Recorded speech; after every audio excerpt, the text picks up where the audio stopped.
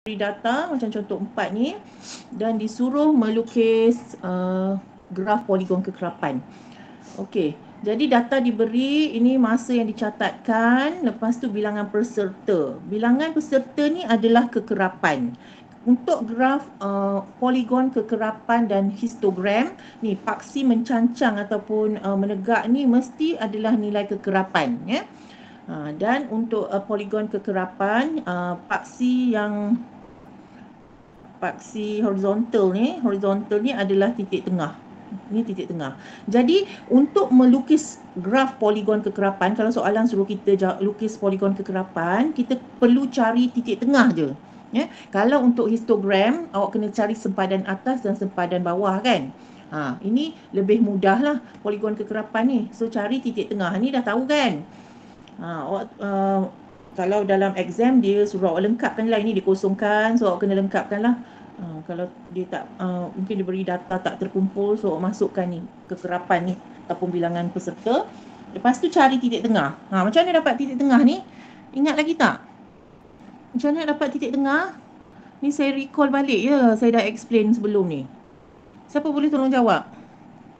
Macam mana nak dapat titik tengah ni? Ada yang boleh jawab? Ya? Bagi 2. Apa bagi 2? Masa yang dicatat. Masa yang dicatat ini adalah selang kelas kan. Maksudnya awak akan ambil, kena ingat lagi, masihkah kau ingat nama-nama dia? Kalau selang kelas ni, yang ini, yang 45 ni adalah had bawah, 49 had atas kan. Jadi awak campurkanlah had bawah dengan had atas, iaitu 45 campur 49, lepas tu bahagi 2. Ini adalah untuk dapatkan titik tengah. So kita dapat 47 kan. Jadi perlu tak awak cari untuk kira setiap satu selang kelas ni dengan kaedah yang ini? Perlu ke tak? Tak. Tak kan? Kita pergi shortcut nak dapat macam mana titik tengah untuk yang selang kelas yang kedua ni. Awak tengok je titik tengah ni 47 kan. Dia had bawah 45. Jadi campur berapa untuk dapatkan ni? Campur 2. Campur 2 kan? Okey, campur 2. Maksudnya semualah 50 had bawah campur 2 dapat 52 kan. So itu adalah shortcut untuk dapatkan titik tengah untuk yang lain-lainnya. Boleh? Faham tak? Haziq, Faik, faham? Okey, boleh bila dah dapat dah nilai titik tengah, bolehlah kita plot ikut dia punya skala yang diberikan. Dia kata 2 cm pada 5 saat pada paksi mengufuk. Biasanya 5 ni kan dia sama je. Awak ambil terus daripada titik tengah ni. Kalau paksi yang ufuk ni, untuk ni nilai titik tengah kosong, lepas tu start dengan nilai titik tengah yang pertama tu, terus 47. Tak payahlah 10, 20 10, 15 ke, sebab dia kata 2 cm 5 saat kan. Tapi biasanya dalam soalan memang 5. Kalau awak tak percaya, awak tolak ni. 52 tolak 47 adalah 5 kan. Dah memang dia dah pastikan sama dengan skala yang diberi. Jadi awak salin je lah ikut nilai titik tengah ni. Ya, kalau awak kira salah titik tengah, maka salahlah graf awak. Kena buat dengan tepat. Ya. Okey, lepas tu untuk paksi mencancang ni pula adalah nilai kekerapan. Kekerapan adalah, inilah bilangan peserta ni. Berapa ramai peserta yang ada masa yang dicatatkan untuk 45 hingga 49, kosong. Okey, sebelum tu untuk poligon kekerapan, sebelum saya terlupa, kalau tengok soalan ni, selang kelas yang pertama diberi adalah 50 hingga 54 kan. Untuk poligon kekerapan, kita kena tambahkan satu lagi sebelum, selang kelas yang sebelum dia, satu, dan selepas, supaya bilangan peserta atau kekerapan kita ni mula dengan kosong dan akhir juga dengan kosong, supaya kita punya poligon kekerapan ni akan tertutup. Kalau tak, dia tergantung dekat atas ni.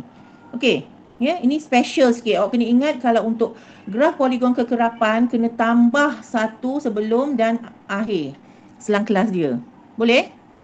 Okey, lepas tu awak tanda setiap poin tu bila kekerapan kosong, titik tengah 47, pangkahkan.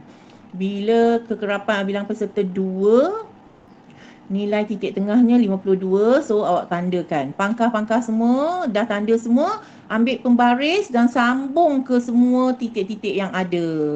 Dah siap, ya.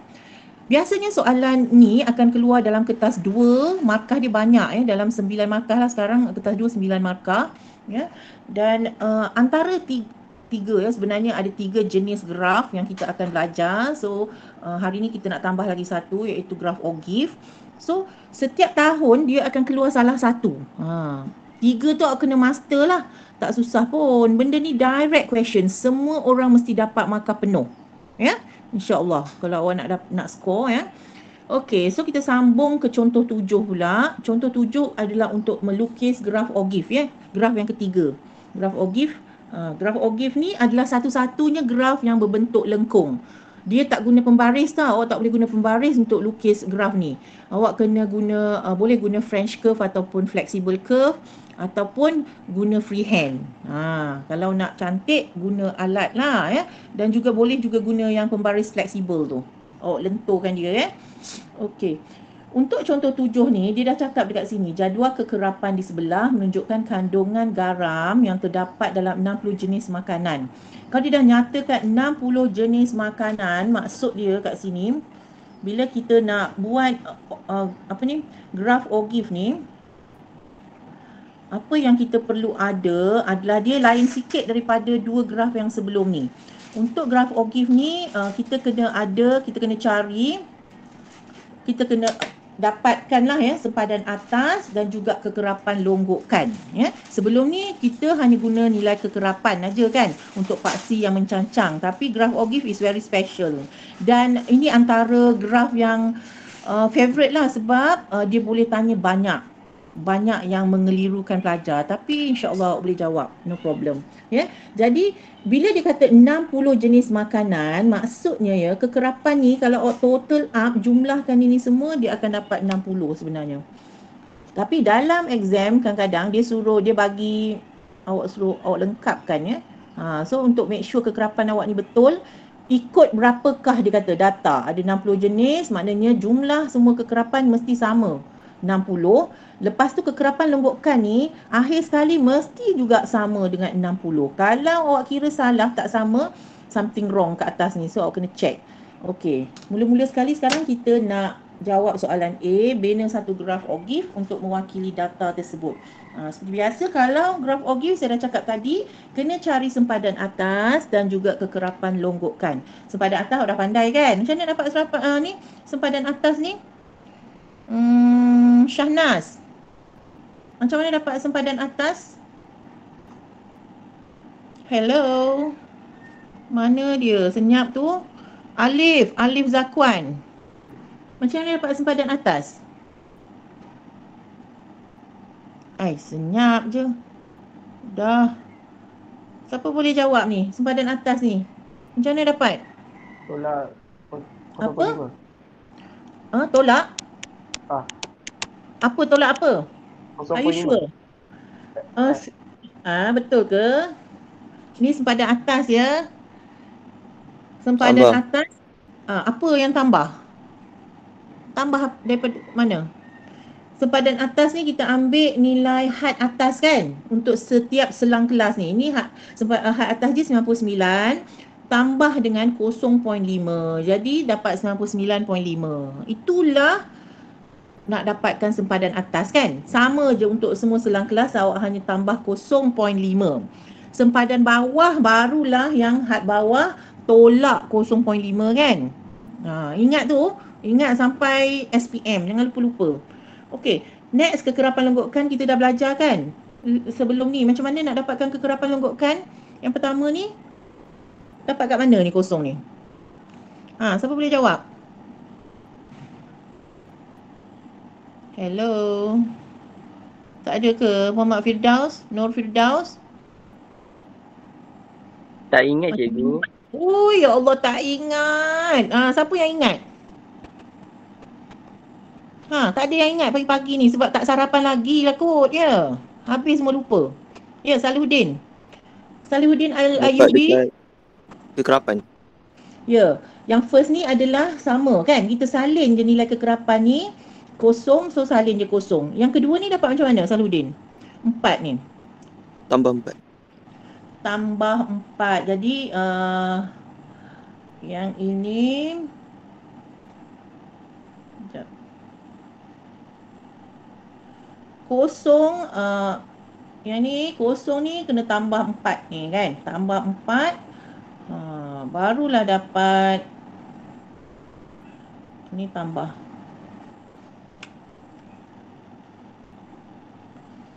kosong tambah 4 dapat 4. Jadi 4 tu lah nilai kekerapan longgokan untuk yang bawah tu, tambah, so dapat ni kan 4. Lepas tu nak dapatkan yang bawah ni pula, nak buat apa? Sama je dia punya konsep dia kan. Nak buat macam mana? Macam mana boleh dapat 4 15 ni? 4 tambah 11. Yes, very good. Mesti sama. 4 mesti tambah ni, tambah kekerapan yang selepas dia dan dapatlah nilai bawah dan seterusnya kan. Ini kena ingat lah, kalau tak ingat tak boleh dapat kekerapan longgokan nanti. You like it or not, you have to understand ya, kena ingat. Senang je kan. InsyaAllah boleh ni. Nak campur. Ingat kekerapan longgokan tu. Nanti saya tanya lagi, jangan lupa-lupa ya. Okey, ni campur. Jadi 4 campur 11 dapat 15. Lepas tu 15 campur betul lah. Lepas tu 15 campur pula dengan 15 dapat 30. Okey, siapa yang tak dapat? Semua dapat? Ini campur ni. Dapat. Okey, alhamdulillah. Okey, dah lengkapkanlah, lengkap dan akhirnya kita akan dapat 60. Macam saya cakap tadi, mesti dapat 60. Kalau tak dapat, kena check balik, mesti salah kira. Kalau dia kata data 50, maka jumlah kekerapan longgokan terakhir ni mesti 50. Okey, so kita nak lukis graf dia, graf OGIF ni. Paksi mencancang kekerapan longgokan ya. Ingat ya, mesti kekerapan longgokan, bukan kekerapan. Sebelum ni kekerapan kan untuk histogram dan poligon kekerapan. Tapi untuk OGIF dia special. Sebab tu kita cari kekerapan longgokan. Kalau tak buat apa nak cari kan. Sebab kita nak letakkan dia dekat paksi mencancang. Dan nilai maksimumnya adalah 60 dan kita kena ikut, dia tak ada bagi skala, awak boleh je buat sesuka hati awak. Maknanya yang ini dia ambil 10 lah setiap 2 cm kan. Lukiskan dari atas 60, 50 turun sampai ke bawah sampai kosong sini, baru lukis garis ufuk.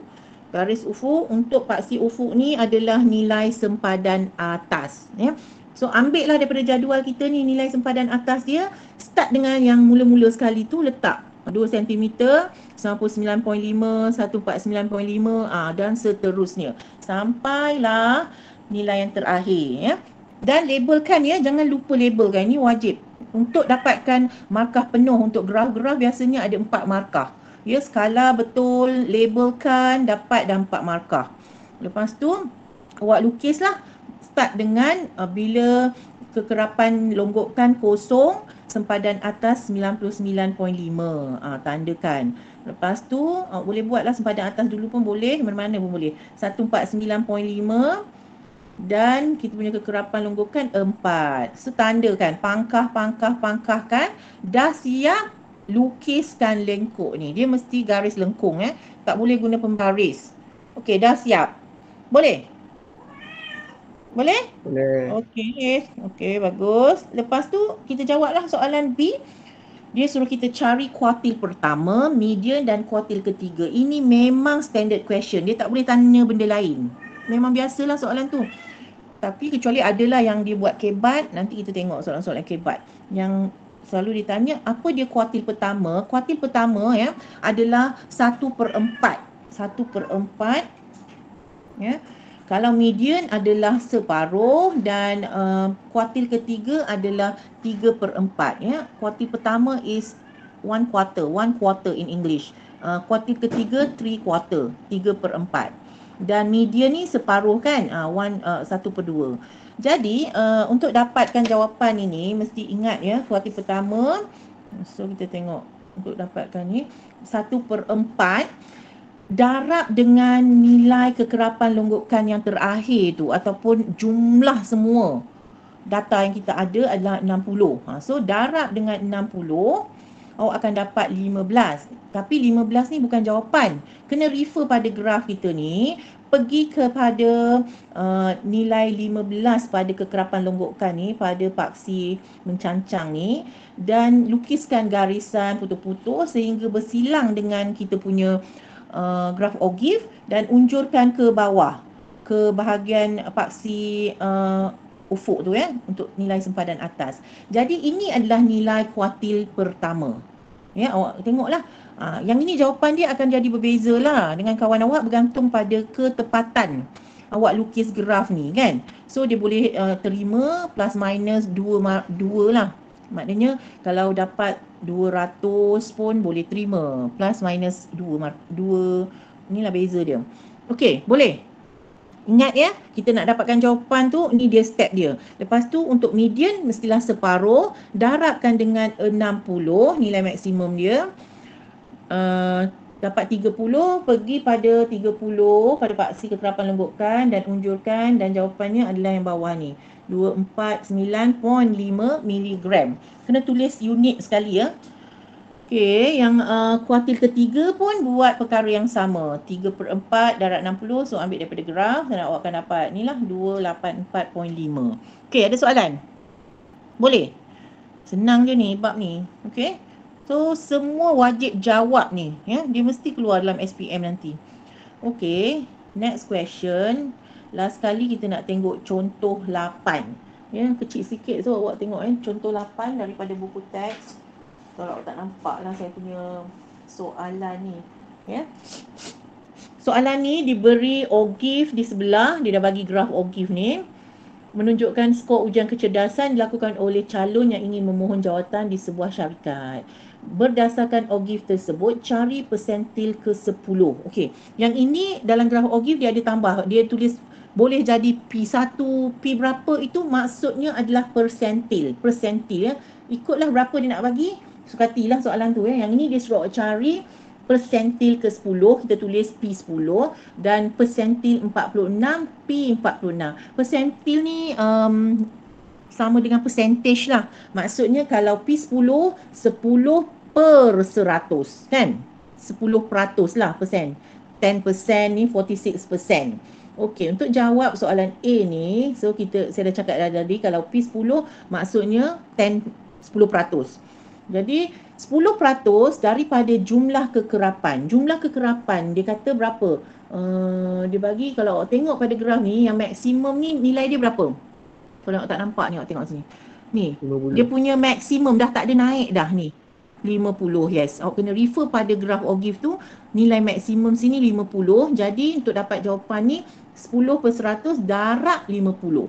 Jumlah kekerapan longgokan yang terakhir tu. So dapat 5 kan. Tapi bukan ini jawapan dia. Awak kena refer pada graf. Mesti ambil daripada ni, paksi ufuk. Paksi ufuk ni adalah nilai sempadan atas. Jawapan dia mesti yang bawah ni ya. Bukan kekerapan longgokan. Jadi P10 awak pergi refer, 10% dia adalah di 5. Pergi pada paksi kekerapan longgokan 5 dan gariskan sehingga bersilang dengan graf Ogive tu dan unjurkan ke bawah. So tengok akan dapat 46.5. Jadi jawapan dia adalah 46.5.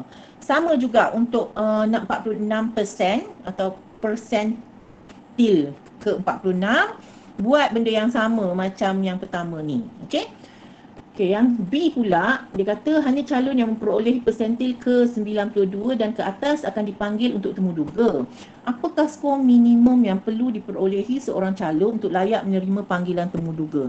Jadi 92 maksudnya 92% ke atas je yang boleh akan dipanggil untuk temuduga. Jadi kita kena dapatkan ya, mesti refer pada sempadan atas ni adalah skor dia kan. Jadi awak kira jugalah macam tadi, 92% darab dengan jumlah kekerapan longgokan, dapat 46, pergi dekat 46, mana 46 kat sini kan, dan unjurkan, awak dapat ni, awak akan dapat berapa markah dia? 77. Jadi P92 ataupun percentage 92% ni adalah 77, sorry. So minimum markahnya adalah 77 lah ya. Inilah jawapan dia untuk B. Okey, next pula untuk soalan C, berapakah peratus calon yang dapat skor 57 dan ke bawah?